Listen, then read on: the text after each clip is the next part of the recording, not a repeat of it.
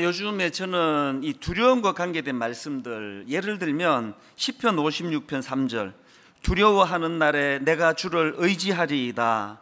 또 디모데후서 1장 7절, 하나님이 우리에게 주신 것은 두려워하는 마음이 아니요 오직 능력과 사랑과 절제하는 마음이니.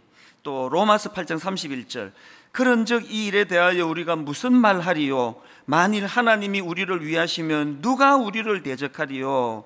이런 말씀들을 이제 두려움과 관계되는 연관 있는 말씀들을 찾아서 이제 묵상하고 또 그것을 돌아보고 생각하고 이런 시간을 이제 가끔씩 가집니다. 왜 이런 시간을 가지느냐 하니까 지금 코로나19가 장기화되면서 너무나 많은 성도님들 마음에 이게 도대체 언제 끝나는 건가, 이런 두려움이 엄습하고 있다는 것을 제가 듣기 때문입니다. 우선 그 식당을 포함해서 이 자영업을 하시는 성도님들이 너무나 경제적으로 어려움을 겪고 계시다, 이런 것들이 또 마음의 장래에 대한 근심과 두려움으로 연결되고 있다는 것을 잘 알고 있고요. 또 지난주에도 제가 텔레비전을 보다가 보니까 너무 많은 지금 식당들이 폐업을 한다는 겁니다. 손님이 없어도 이렇게 없을 수가 있나, 그러면서 6개월을 지금 참고 견뎠는데 이게 언제 끝날지 모르는 그런 절망적인 마음 때문에, 그래서 그 프로에서 폐업하시는 남자, 그 부부 중에 남자가 울먹울먹하고 눈물을 흘리고 이런 그 화면들을 보면서 오늘도 우리 성도님들 중에 이런 고통 중에 있는 분이 많으실 텐데, 그런 생각을 하니까 참 마음이 먹먹한 것을 경험을 했습니다.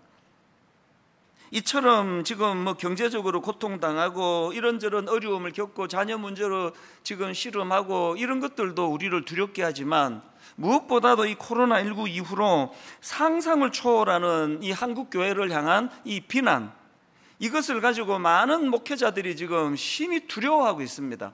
아니 지금 이렇게 지금 복음을 전해야 되는 교회인데 이렇게까지 교회 이미지가 지금 땅에 떨어지는 걸 방치하면 되는 건가? 너무 많은 청년들이 지금 교회를 떠나고 있다고 통계가 그렇게 말을 하고 있는데 이거 지금 속수무책 아닌가, 이런 것들이 많은 목사님들을 지금 두렵게 만들고, 그건 저도 마찬가지입니다. 이렇게 온 나라적으로 지금 코로나19의 이 확산으로 인해서 참 두려움에 빠져 있는 그런 현실인데요, 분당 우리 교회 성도님들은 우리 교회가 져야 될 이 사명의 무게 때문에 또 다른 차원의 두려움도 지금 같이 느끼고 있는 상황 아니겠습니까? 예를 들면 1만 순도 파송 운동, 이제 시간이 점점 다가가고 이제 이거 진짜 이게 현실이네. 그러다 보니까 많은 성도님들이 지금 장래를 두려워한다는 겁니다. 이제 겨우 이 교회에 적응하고 정착하고 좀 은혜를 누리나 했더니 또 떠나야 되나? 어디로 가야 되지? 이런 것들 때문에 지금 성도님들이 내면에 그 내재된 불안과 두려움이 크시다, 그런 이야기를 들을 때마다 저도 참 마음이 아프지만, 사실은요 이런 두려움의 문제로 따지자면 분당 우리 교회에서 제가 가장 큰 두려움에 빠져 있을 것입니다. 과연 이제 이 30개 교회로 분립하는 이 과정이 은혜롭게 잘 될 것인가? 외부에서 15 목사님이 우리 성도님들을 섬기고 목양할 때 정말 이 차질없이 잘 될 것인가? 이런 마음의 염려와 두려움은 피할 수가 없습니다. 드림센터 사회 환원 문제도 저에게 만만치 않은 두려움이에요. 과연 성도님들이 허락해 주셔서 지금 진행은 하고 있지만, 저 드림센터를 진짜 우리가 어딘가에 기증을 했을 때 정말 우리가 원하는 대로 다음 세대를 살리는 일에 이 쓰임을 받을 수 있을 것인가, 그런 것에 대한 염려와 두려움이 인간적으로 제 안에 일어나는 것을 부인할 수가 없습니다. 가평 우리 마을에 대한 두려움도 사실은 굉장히 저를 압박하는 것 중에 하나입니다. 너무 많은 전문가들이 도와주시고 최근에는 이랜드라고 하는 고마운 기업까지 가세해서 도와주는 상황이지만, 그럼에도 불구하고 여전히 제 마음에는 진짜 이 가평 우리 마을이 약자들과 지친 자들의 영혼의 쉼터가 될 수 있을까? 꼭 그렇게 돼야 되는데 이런 것들이 제 마음에 두려움으로 자리를 잡다가 보니까, 그러다 보니까 이제 이 염려와 두려움과 관계되는 말씀들을 찾아서 묵상을 하고 또 거기서 원리를 찾고 이런 일들을 하게 되더라는 것입니다. 제가 오늘 본문을 그 설교 말씀으로 선택한 배경도 마찬가지입니다. 지금 오늘 본문의 주인공 야곱이 굉장히 두려움에 빠져 있습니다. 심한 두려움에 빠져 있습니다. 본문 창세기 32장 6절 7절입니다. 사자들이 야곱에게 돌아와 이르되 우리가 주인의 형 에서에게 이른즉 그가 400명을 거느리고 주인을 만나려고 오더이다. 야곱이 심히 두렵고 답답하여 자기와 함께한 동행자와 양과 소와 낙타를 두 떼로 나누고, 여러분 이 말씀의 배경을 다 아시지 않습니까? 야곱은 지금 형 에서가 자기가 20년 전에 저질렀던 실수, 형 에서의 장자권을 빼앗으려다가 그것이 그 부작용이 생겨가지고 형이 자기를 죽이려고 하는, 그래서 이제 창세기 27장 41절이 바로 그 내용인데요. 그 아비가 야곱에게 축복한 그 축복을 인하여 에서가 야곱을 미워하여 심중에 이르기를 아버지를 곡할 때가 가까웠은즉 내가 내 아우 야곱을 죽이리라. 이렇게 형의 살해 위협 속에서 야반 도주하듯이 이 집과 고향을 떠나가지고 그렇게 그 타향살이를 시작한 게 20년이 지났습니다. 그 긴 세월을 객지에서 보낸 야곱이 이제 나는 이제 고향으로 돌아갈 것이라고 이제 결단을 하고 고향으로 가고 있는 여정길 아닙니까? 지금 고향을 향해 가고 있는 야곱에게 누가 제일 많이 신경을 쓰였겠습니까? 당연히 형 에서죠. 과연 형이 나를 어떻게 대할까? 예전처럼 나를 죽이려고 하는 마음이 변함이 없으면 어떡하지? 바뀌었겠지? 이런 온갖 그 상상력을 가지고 불안해하고 있던 야곱에게 끔찍한 소식이 들리는 겁니다. 형 에서가 무장한 장정 400명을 데리고 지금 장정 400명을 거느리고 자기를 만나러 온다. 이런 소식이 전해지니까 이제 이것이 야곱으로 하여금 두려움에 휩싸이게 만든 겁니다. 여러분, 이 야곱의 두려움과 답답함을 이해할 수 있는 거 아닙니까? 누가 이런 두려움에 빠진 야곱을 보고 하여튼 저 사람은 소심하다고 그것 갖고 저러냐고 이렇게 말할 사람 아무도 없습니다. 이건 너무 타당한 두려움이에요. 그런데 제가 그 문제 제기하는 게 뭐냐면요, 그 야곱의 두려움이 너무나 타당한 두려움 맞는데요, 그런데 신앙인의 관점으로 봤을 때 오늘 본문에 야곱이 잘못한 치명적인 한 가지 잘못이 있습니다. 그게 뭐냐 하니까 지금 야곱은 그 머리에 온통 400명을 거느리고 오는 형 에서밖에 담겨 있지 않는 겁니다. 이게 치명적인 잘못이라는 겁니다. 아니 이게 왜 문제가 되지? 그 마틴 로이드 존슨 목사님이 쓴 구약에서 찾은 복음이라는 책에서 이 질문에 대한 답을 잘 설명하고 있습니다. 한번 들어보십시오. 야곱은 형 에서가 자기 재산을 빼앗을지 모른다. 내 처자식을 죽일지 모른다. 나까지 죽일지 모른다. 야곱은 지금 이런 것들이 위험한 상황이라 생각했습니다. 그런데 하나님은 말씀하십니다. 사랑하는 야곱아, 네가 필요한 건 에서와 화해하는 것이 아니라 나와 화해하는 것이다. 야곱아, 너는 가장 큰 위험이 무엇인지 모르고 있다. 네가 진짜 고려해야 하는 것은 에서가 아니라 하나님이다. 여러분 이 포인트를 아시겠습니까? 육신을 가지고 있기 때문에 그렇게 위협적으로 장정 400명을 이끌고 오는 형 에서에 대하여 아무렇지도 않을 수는 없습니다. 그러나 신앙인으로서 어떻게 눈에 보이는 형 에서만 바라볼 수 있느냐는 겁니다. 야곱이 어쩔 수 없는 연약함으로 형 에서가 보여질 때 이런 상황에서 일하시는 여호와 하나님, 그 하나님에 대한 기대하는 마음과 그 하나님의 신실하심을 바라볼 수 있는 눈, 이 두 가지가 같이 작동이 돼야 되는 거 아닙니까?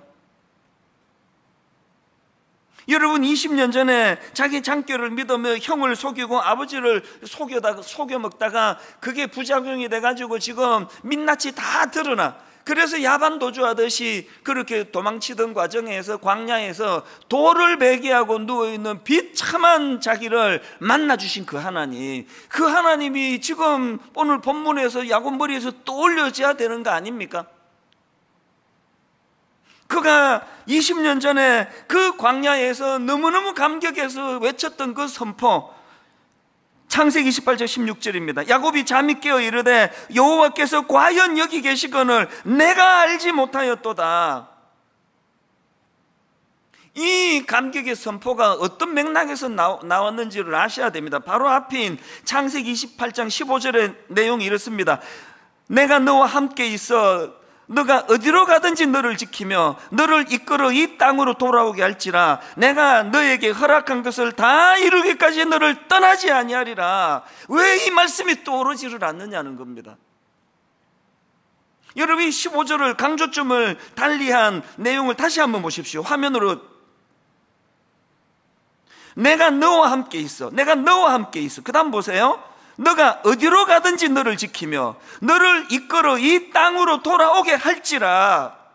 지금 장정 400명을 이끌고 위협적으로 자기에게 다가오는 형 에서를 볼 때 어떤 신앙의 모습이 같이 작동이 돼야 되는 겁니까? 비록 형이 위협적으로 내게 다가온다 할지라도 나는 괜찮다. 왜? 하나님께서 나를 다시 돌아오게 해주신다고, 나와 함께 하신다고, 보호해 주신다고 약속해 주시지 않느냐는 이 믿음이 작동이 되지 않느냐는 겁니다. 그러니까 지금 야곱은 이 일하시는 하나님, 일하셨던 하나님, 약속을 주신 하나님, 함께 하시겠다 하신 그 하나님에 대한 것은 경직이 돼가지고 다 지금 잊어버리고 눈에 보이는 위험만 자기를 두렵게 만드니까 점점 두려움이 강해지는 거 아닙니까?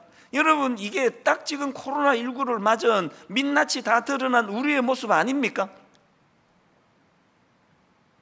믿음이 작동이 되지 않는데 그 믿음 좋음이 무슨 소용이 있느냐고요. 지난주 말씀드렸잖아요. 안식월을 가지던 우리 부교육자가 그 안식월을 가지는 과정 속에서 그동안 내가 참 충성했던 이게 도대체 뭔가? 그래서 종땡 치면은 침이 흐르는 그런 본능만 의지하고 사는 그 강아지와 같은 내 존재가 너무 초라하다는 그런 고백을 하면서 제가 지금 기억하기로 그것 때문에 이분이 아파하고 신음하면서 금식하며 하나님께 매달리며 은혜를 구하는, 이게 신앙인의 모습 아닙니까? 오늘 본문의 가장 중요한 포인트는요, 그렇게 야곱이 두려움에 휩싸였다, 이게 포인트가 아닙니다. 그런 두려움에 빠져 초라한 자리에 빠져 믿음이라고는 하나도 작동되지 않는, 하나님을 경험하지 못한 불신자들하고 조금도 다를 바 없는 그런 초라한 모습에 빠져있는 야곱을 홀로 내버려 두지 아니하시는 하나님, 그를 만나주시는 하나님, 그 보잘것없는 야곱을 실험해서 져주시는 하나님, 그 하나님의 은혜가 다시 야곱을 회복시켜주고 복구시켜주는 거 아닙니까?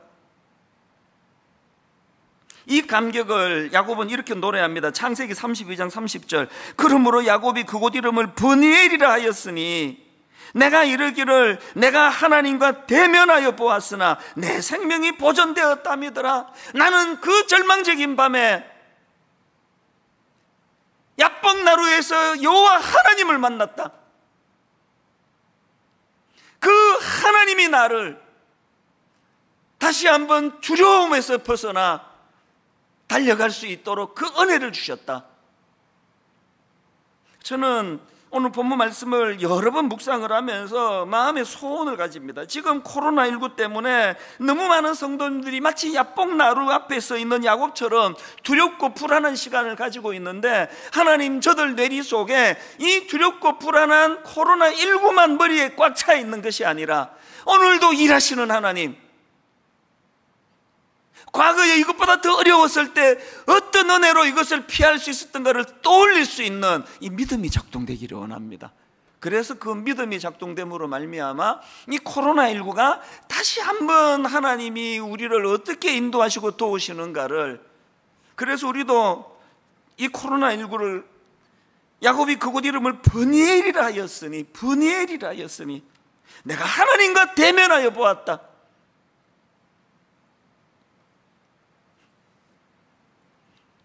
본문에서 야곱이 깨달은 게 뭘까 제가 상상을 해보니까요, 참 많은 회개가 있었을 것 같아요. 그 하나님의 임재를 경험하면서 참 내가 신앙인이라고 하면서 나는 늘 그 하나님이 보이지 않고 형 S만 보이는, 내게 그동안 하나님은 그저 내가 필요할 때 복이나 주시는 어떤 강력한 힘, 막연하고 추상적인 힘, 썩썩썩 문지르면은 알라딘의 마술 램프가 펑 하고 나와가지고 주인님 뭐 도와드릴까요? 그 사람 그 지니의 실체 존재 이런 데 관심이 하나도 없고 그냥 내 어떤 소음만 들어주는 어떤 실체가 좀 누군지 잘 모르는 막연한 어떤 힘. 야곱이 그동안 하나님을 그런 존재로 인식하고 살았다면 이제 여러분 그 브니엘에서의 하나님의 임재를 경험하면서 야곱은 하나님의 인격자 되시는 하나님을 경험한 거 아닙니까? 그 하나님을 대면한 거 아닙니까? 하나님은 정말 내 삶에서 내가 홀로나마 두려운 밤을 보낼 때 정말 실제적으로 나와 교제할 수 있는 인격을 가진 나의 하나님 아버지가 되시는 분이시다. 코로나19에서 여러분 이 사실을 반드시 경험하셔야 합니다. 이런 관점으로 보면요, 크리스천은 딱 두 종류입니다. 오늘 본문으로 말하면 야복나루에서의 하나님을 경험하기 이전의 크리스천, 야복나루에서 하나님을 경험한 이후의 크리스천. 사실 야곱의 삶도 그렇게 나눌 수 있습니다. 여러분은 어느 부류에 속하는 크리스천이십니까? 우리가 알아야 되는 게 뭐냐? 기독교는요 어떤 윤리나 도덕이나 철학이 아니고요, 우리 기독교는요 실제 하시는 그 하나님을 인격적으로 만나 그 하나님과 인격적으로 교제하는 신앙 공동체라는 사실입니다. 오늘 여러분 코로나19가 문제가 아니고 너무너무 탄식하고 답답한 거는 오늘 교회를 수많은 신자들이 이런 관점으로 바라보지 않는다는 겁니다. 제가 오늘 설교 제목을요, 두려울 때 하나님께 집중하기, 이렇게 정하지 않았습니까? 제가 앞에서 읽어드린 시편 56편 3절, 두려워하는 날에 내가 주를 의지하리이다, 이걸 제가 세 번역으로 3절까지를 보니까 너무너무 생생한 겁니다. 자, 세 번역으로 보십시오. 두려움이 온통 나를 휩싸는 날에도 나는 오히려 주님을 의지합니다. 나는 하나님의 말씀만 찬양합니다. 내가 하나님만 의지하니 나에게는 두려움이 없습니다. 그 다음 보세요. 육체를 가진 사람이 나에게 감히 어찌하겠습니까? 오늘 본문에 이 야곱을 향한 하나님의 말씀같이 느껴지지 않습니까? 육체를 가진 사람이 나에게 감히 어찌하겠습니까?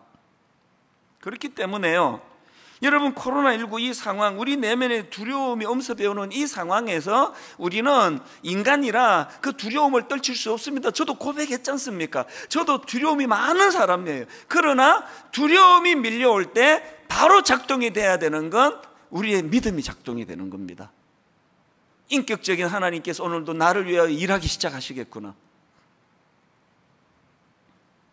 제가 초등학교 시절에는요, 교회의 어른들이 대화하는 게 이게 뭔가 무슨 뜻인가, 이게 알쏭달쏭하네, 이해가 안 되는 것들이 종종 있었습니다. 예를 들면은 이 두 집사님이 지금 대화를 하시는데요, 한 집사님이 이제 막 경제가 너무 어려워, 요즘으로 치면 막 아이고 이제 이 식당이 안 돼가지고 뭐 맨날 적자다, 이거 문 닫아야 되나 고민이다, 빚은 늘어간다, 막 이런 이야기를 토로하시면요, 그 얘기를 듣던 옆에 있는 집사님이 뜬금같이 이제 소나무 뿌리 하나 뽑을 때가 됐네, 그런 말씀을 하세요. 아니 지금 그 식당 적자하고 소나무 뿌리 뽑는 게 무슨 상관인지 초등학생이 내 머리로는 이해가 안 되는 거 아닙니까? 그런데 제가 사춘기가 되고 고등학생쯤 되고 하면서 이제 그 신앙의 언어를 알기 시작한 겁니다. 지금 무슨 문제를 만나 죽을 것 같이 힘들고 이제 막 이 식당을 폐업해야 되나 말아야 되나, 이 빚은 어떻게 갚나, 그런 아픔을 토로할 때 그 소나무 뿌리 하나 뽑아야 될 때가 됐네, 그 말은요 옛날 어른들 표현으로 하나님을 집중해서 찾을 때가 됐다, 하나님을 부르짖을 때가 됐다. 실제로 제가 듣기로 그런 어른들의 무용담들이 어릴 때 많이 들려졌습니다. 무슨 산에 있는 기도원에 가셔가지고 얼마나 절박하게 하나님을 부르짖었는지 그 소나무를 붙들고 기도를 밤새도록 했는데 아침에 보니까 그 소나무가 뽑혀 있더라. 뭐 이런 유의 이야기들을 저는 어릴 때 종종 들었습니다. 이 설교 듣고 그렇게 하지 마세요. 지금 환경 문제 때문에 그 소나무 건들면 안 됩니다. 요즘에는 제가 가보지 않았지만요, 청계산, 요 가까운 데 아닙니까? 청계산 기도원 가보면은 밤 한 9시, 10시 가면은 온 산 전체가 다 울부짖는 것 같아요. 너무너무 갈급하게 복잡한 기도 안 합니다. 주여 은혜를 주옵소서, 주여 불쌍히 여겨주시기를 원합니다. 처절하게 밤새 하나님을 부르짖는 그 많은 어른들의 그 외침이 코로나19로 인해 마치 야곱이 지금 자기 눈에 장정 400명을 이끌고 오는 형 에서만 보이는 그 상황에서 살아계신 하나님을 찾을 때가 됐고 부르짖을 때가 됐다는 걸 자각해야 된다는 것입니다. 제가 지난주에 하나님은 때로 우리를 부끄러운 민낯을 드러내게 하시는 분이다, 우리의 밑바닥을 다 드러내게 하시는 분이다, 그래서 이 거품 많은 것들 다 걷어내고 참 너무너무 초라한 자신을 들여다보게 하시는 분이다, 그런 말씀을 제가 전하지 않았습니까? 그리고 제가 부끄럽지만 다 오픈한 거 아닙니까? 제가 고백한 거 아닙니까? 신학교 1학년 때 가장 교만에 빠진 저만 잘났고 저만 의식이 있고, 다른 신학생들을 가소롭게 보고 그 대자보 붙은 거 보고 반찬 타령이 나는 이런 것들이 있냐고 욕이나 하고, 그 서점 책값 깎아주라는 대자보를 보면서 이게 정신이 있나, 그렇게 제가 비판하고 여기저기 말을 하고 다녔지만 하나님이 저의 민낯을 확 드러내시는 거 아닙니까? 니는 더하다. 그래서 여러분, 그 교회 젊은 서점 여직원에게 말로 다 할 수 없는 부끄러움, 혹시 여기 신학생 할인해 줍니까? 신학생이라고 왜 해줘야 되는데요? 그 한마디가 저에게 여러분 30년이 지난 지금까지 왜 머릿속에 각인이 되어 있을까요? 하나님은 저의 그 민낯을 다 드러내 보여주심으로 말미암아 그것이 저에게 얼마나 큰 영향을 미쳤는지요, 저는 그 부끄러운 기억이 떠오를 때마다 수백 번 수천 번 다짐하고 다짐했습니다. 공짜 바라는 목사가 되지 말자,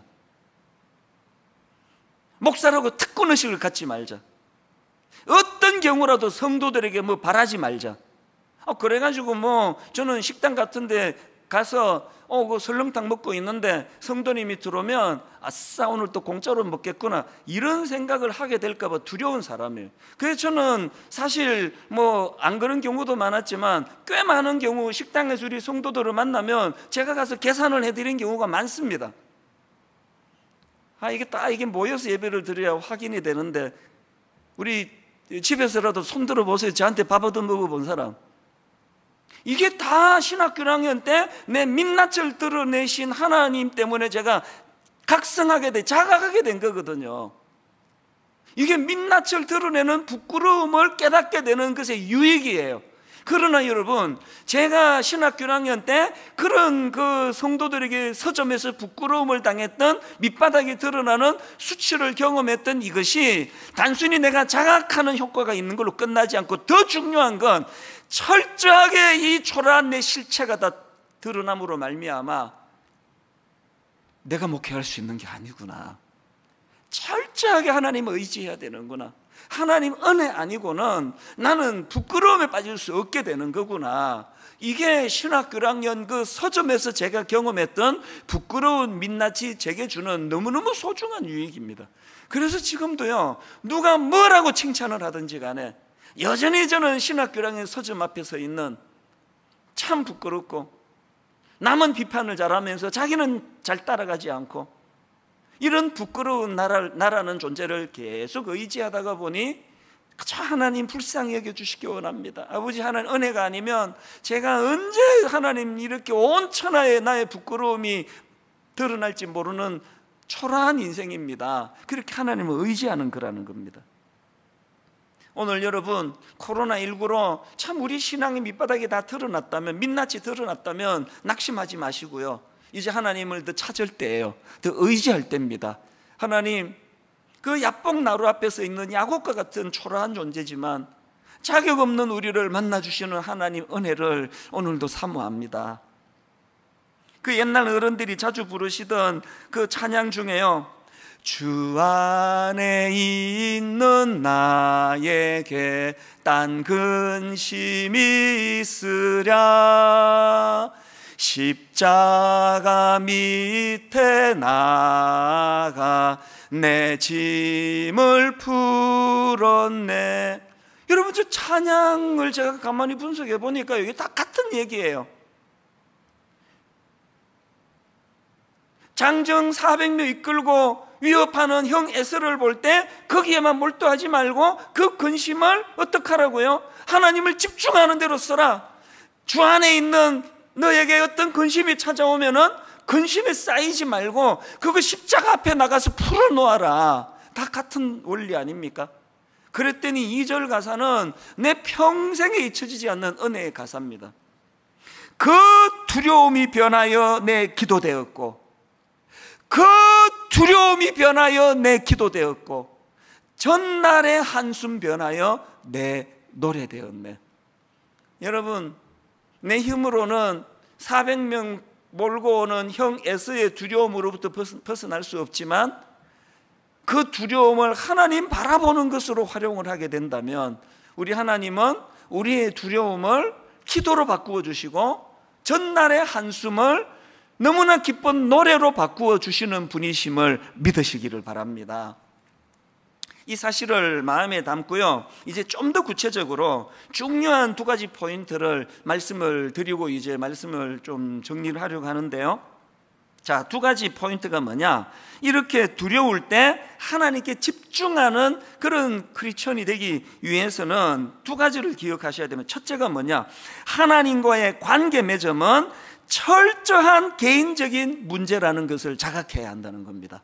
이게 무슨 말인가 하면요, 자, 본문 창세기 32장 22절부터 24절 다시 한번 보십시오. 밤에 일어나 두 아내와 두 여종과 11아들을 인도하여 야복 나루를 건널세 그들을 인도하여 시내를 건너가게 하며 그의 소유도 건너가게 하고, 그 다음에 야곱은 홀로 남았더니, 저는 지난 한 주 동안에 이 한마디 야곱은 홀로 남았더니 너무나 많은 메시지가 담겨 있는 겁니다. 야곱은 홀로 남았더니, 여러분, 그동안 야곱은요, 자기가 모은 재산, 자기의 수많은 가족들, 자기가 가진 남자종, 여자종, 이런 것들을 자신과 동일시한 거예요. 그래서 이제 이런 것들을 잃는 것이 자기 인생을 잃는 것이라 생각하고 살았던 거 아닙니까? 그래서 두려움이 많았던 거 아닙니까? 이렇게 여러분, 자기가 가진 것에 대하여 집착이 많아질수록 두려움이 많아진다는 거 다 아시잖아요. 그래서 여러분, 하나님께서는요, 야곱이 자기가 가진 소유물에 대하여 이렇게 집착하니까 하나님은 그것을 분리시켜 버리는 거예요. 이게 은혜라는 겁니다. 일만수도 파수 운동을 지난 8년 동안 내내 마음으로 되뇌이면서 하나님께 드렸던 또 드렸던 또 드렸던 기도는 집착하지 않게 해주시기 원합니다. 하나님 교회의 사이즈에 집착하지 않기 원합니다. 성도 숫자가 주는 것을 가지고 뭔가 내가 이런 것처럼 생각하는 어리석은 자리에 빠지지 않기를 원합니다. 다시 말씀드립니다. 야곱이 자기가 가진 소유에 집착하니까 하나님은 그것들과 야곱을 떼놓으시는 거예요. 이게 야곱은 홀로 남았더니. 그리고 저는 지난 주간에 야곱은 홀로 남았더니를 묵상을 하면서 한국교회가 회개하면서 정말 정신 차려야 되는 포인트 하나를 발견을 했습니다. 여러분, 지금 우리 시대의 가장 큰 문제점 중에 하나가 그룹화라, 그룹화. 저는 그 유튜브도 좀 안 그랬으면 좋겠습니다. 알고리즘이라 그러나요? 관심도 없는데 뭐 비슷한 하나 클릭을 하면은 그 다음부터는 막 이거와 연관되는 비슷한 것들이 막 계속 떠요. 그게 저는 하나도 편하지 않습니다.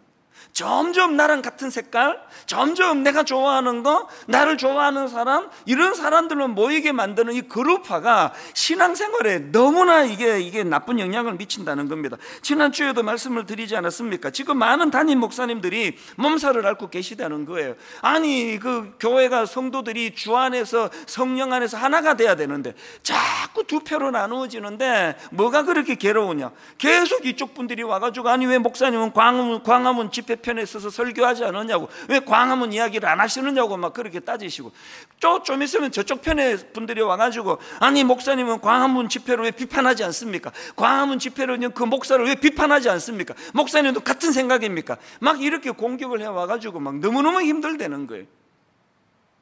여러분, 저는요 그 성도님들이 이해가 돼요. 그렇게 자기 담임 목사님을 사랑하시니까요, 그걸 왜 자꾸 확인합니까? 우리 목사님도 나랑 똑같은 생각을 갖기를 원하는 거 아닙니까? 그거 본능 아닙니까? 우리 담임 목사님도 나와 같은 편이겠지? 그 마음이 인간적으로는 너무나 이해가 되는데요, 그러나 여러분 꼭 기억하셔야 됩니다. 신앙은 단체가 아니에요. 신앙은 그룹이 아니에요. 교회 공동체를 통해 하나님 우리를 불러주셨지만, 그러나 궁극적으로 하나님 앞에는 단체로 서는 거 아닙니다. 단독자로 서는 거예요. 야곱이 홀로 남았거든. 그래서 우리는 자꾸 물어야 됩니다. 나는 하나님 앞에서 단독자로 서 있는가? 나는 하나님 앞에서 단독자로 하나님과의 친밀감이 이루어지고 있는가? 좋은 교회 다닌다고 내가 좋은 신자가 아니라는 거.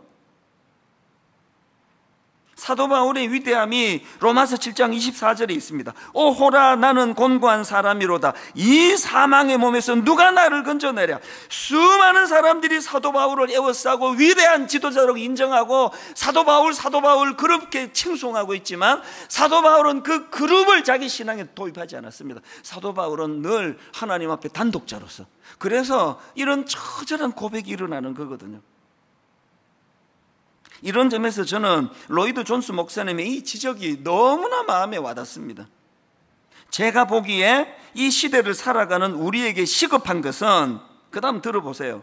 제가 보기에 이 시대를 살아가는 우리에게 시급한 것은, 교회 밖에 있는 세상은 몹시 신경 쓰면서 자기 자신은 전혀 신경 쓰지 않은 사람이 너무 많다는 것입니다. 교회 밖에 있는 세상은 몹시 신경 쓰면서 자기 자신은 전혀 신경 쓰지 않는 사람이 너무 많다는 것입니다. 우리는 자신부터 살펴야 합니다. 아니, 로이드 존스 목사님이 오늘 한국 교회를 들여다보고, 이분 돌아가셨는데, 영국 분인데 오늘 이 한국 사회를 들여다보고 한국 교회를 들여다보고 계시는 것 같습니다. 지금 여러분 밖에 있는 세상에는 몹시 신경을 쓰면서 자기 영혼이 어떠한 데 대해서는 무관심한 사람이 너무 많다는 탄식이 나와야 되는 거 아닙니까? 여러분, 하나님 앞에서 홀로 서는 겁니다. 단독자로 서는 겁니다. 하나님 앞에 단독자로 나는 하나님과의 친밀감이 어느 정도 깊이 이루어지고 있는가? 이게 야곱은 홀로 남았더니, 그런가 하면 두 번째로 우리가 두려울 때 하나님께 집중하기 위해서는요, 이 하나님의 인도하심에 대한 신뢰를 가져야 된다는 겁니다. 제가 조금 전에 야곱은 홀로 남았더니 이 표현을 주목한다 그랬는데요, 더 중요한 건 그 다음에 나오는 내용입니다. 자, 창세기 32장 24절을 보십시오. 야곱은 홀로 남았더니, 그 다음에 어떤 사람이 날이 새도록 야곱과 씨름하다가, 세 번역으로 보니까 더 와닿는 문장이 있었는데요, 보십시오. 뒤에 홀로 남았는데 어떤 이가 나타나.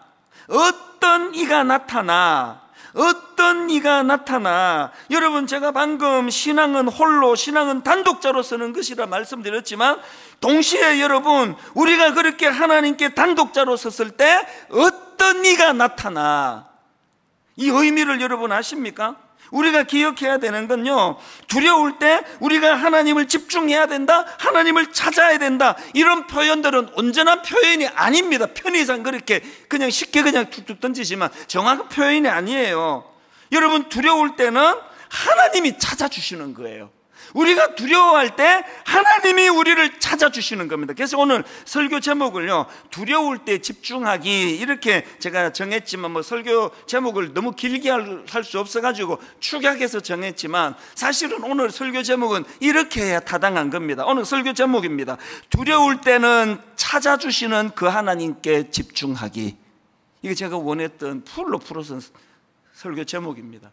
두려울 땐 찾아주시는 그 하나님께 집중하기. 저는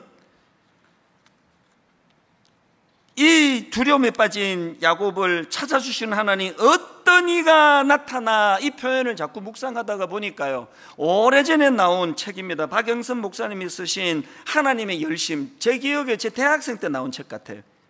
그 책을 오랜만에 꺼내놓고 읽으면서 얼마나 은혜를 받았는지 모릅니다. 그런가 하면은 이사야 9장 7절, 그 정사와 평강의 더함이 무궁하며 또 다윗의 왕좌와 그의 나라에 군림하여 그 나라를 굳게 세우고 지금 이후로 영원히 정의와 공의로 그것을 보존할 것이라. 만군의 여호와 하나님이 이를 이루시리라. 이사야 37장 32절, 이는 남은 자가 예루살렘에서 나오며 피하는 자가 시온산에서 나올 것임이라. 만군의 여호와의 열심히 이를 이루시리라. 만군의 여호와의 열심히 이를 이루시리라.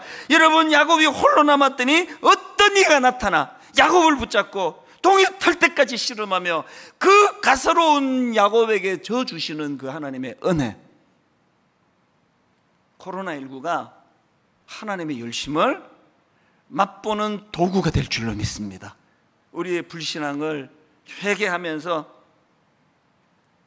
그래서 여러분, 야곱이 아무리 그 형 에서가 400명 끌고 오는 것이 자기에게 위협이 되었다 할지라도요, 야곱은 그것만 몰두해서는 안 되고 20년 전 베델에서 홀로 광야에 던져졌을 때 자기를 만나준 그 하나님을 또 올렸어야 되고요. 저는 이것과 관련해 가지고 명언 하나를 메모해 놓고 있는데요, 두려움의 반대는 용기가 아니라 감사이다.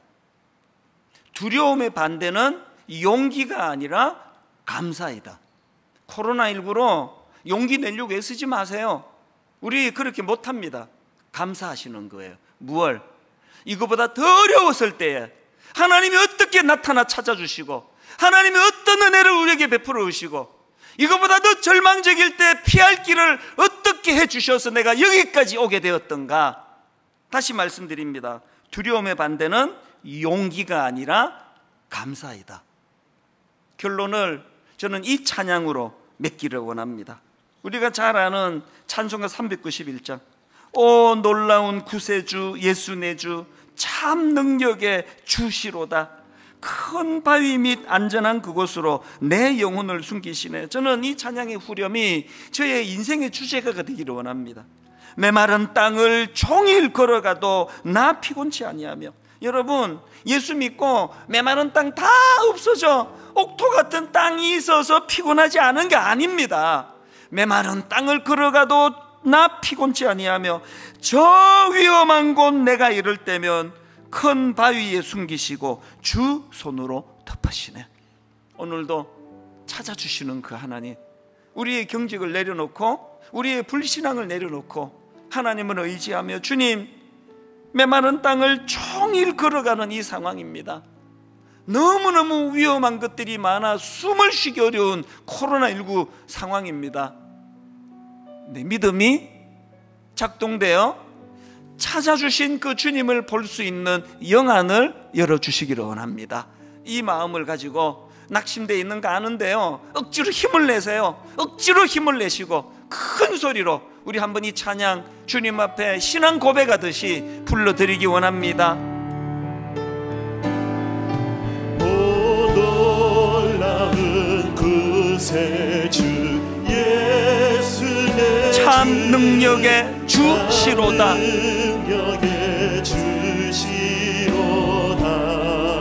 큰 바위 및 안전한 그곳으로 내 영혼을 숨기시네. 우리 다시 한번 1절 이렇게 노래하기 원합니다. 오 놀라운 구세주 예수 내 주,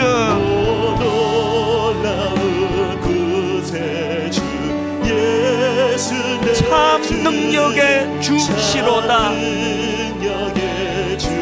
너무너무 두려움에 빠져있는 현실에 큰 바위 및 안전한 그곳으로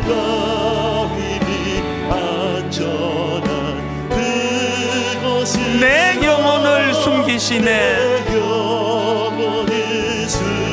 여러분, 우리가 눈물로 입술로 고백하기 원합니다. 메마른 땅을 종일 걸어가도 나 피곤치 아니하며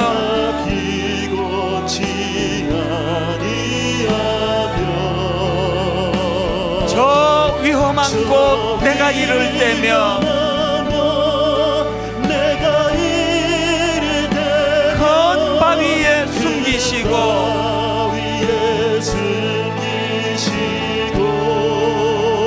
주 손으로 덮으시네. 청량 못할 은혜로 채우시며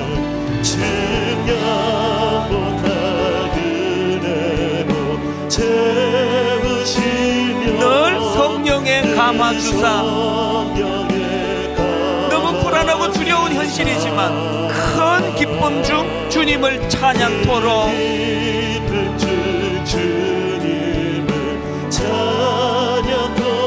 내 믿음을 도우시네. 너무나 힘든 너무나 지친 상황이지만 메마른 땅을 종일 걸어가도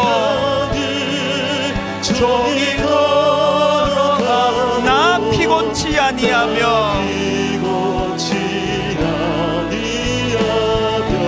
저 위험한 곳 내가 이를 때면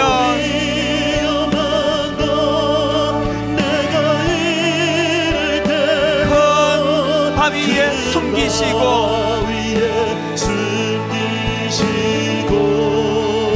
주 손으로 덮으시네. 우리 다 자리에서 일어나셔서 청량 못할 은혜로 채우시며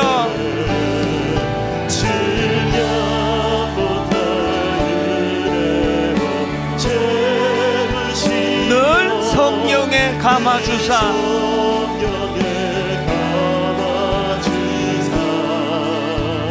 큰 기쁨 중 주님을 찬양토록 내 믿음을 도우시네. 하나님, 지쳐있는 상황이라지라도 믿음이 작동되기 원합니다. 메마른 땅을 종일 걸어가도 나 피곤치 아니하며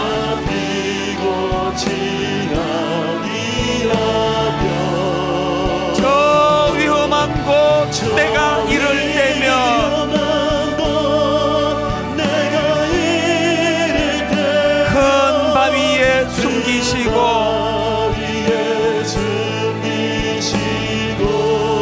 주 손으로 덮으시네.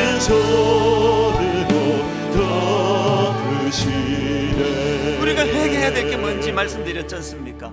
하나님, 내가 상황에만 집중한 거, 400명을 이끌고 찾아오는 형 에서에게만 몰두했던 야곱처럼 하나님, 그것은 어떻게 내가 없앨 수 없다 할지라도, 이 두려움은 내가 피할 수 없다 할지라도 믿음이 작동되기를 원합니다. 20년 전 그 초라한 베델, 민낯이 다 드러나 비참한 그 베델에서의 밤에 광야에서 나를 만나주신 그 하나님, 그 하나님의 믿음이 작동되기를 원합니다.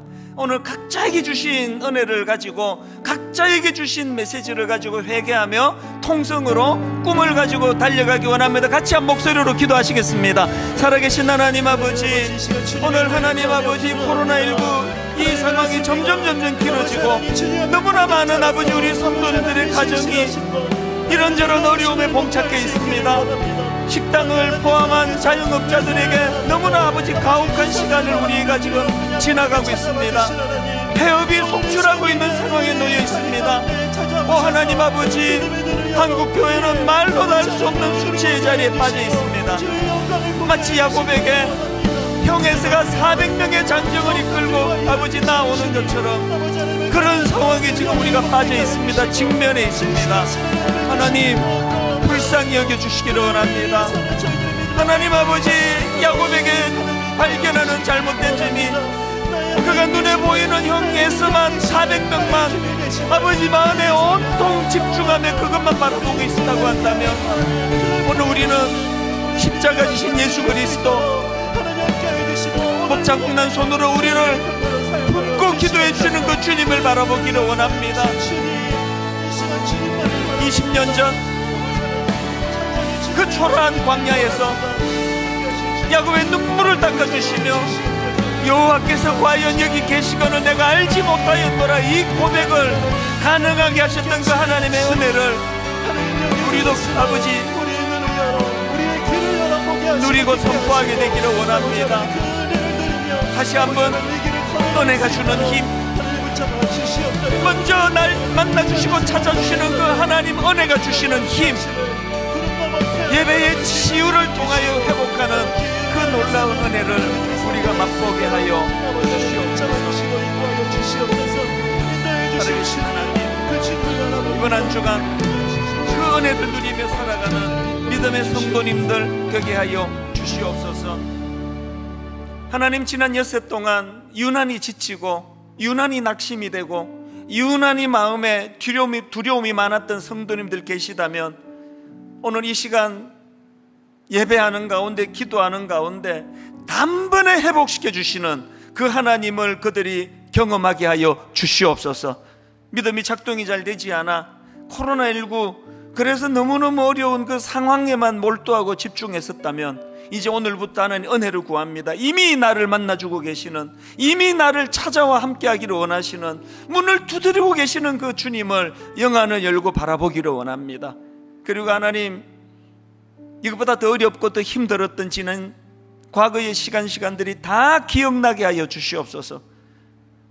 손가락 하나 움직일 힘이 없을 그때 주님이 어떤 은혜로 나를 만나 주셔서 그것들을 극복하고 이 자리까지 오게 되었던가를 떠올리며 그렇게 하나님을 의지하며 이 어려운 긴 터널을 잘 이겨낼 수 있도록, 주님과 더불어 승리할 수 있도록 하나님 함께하여 주시옵소서.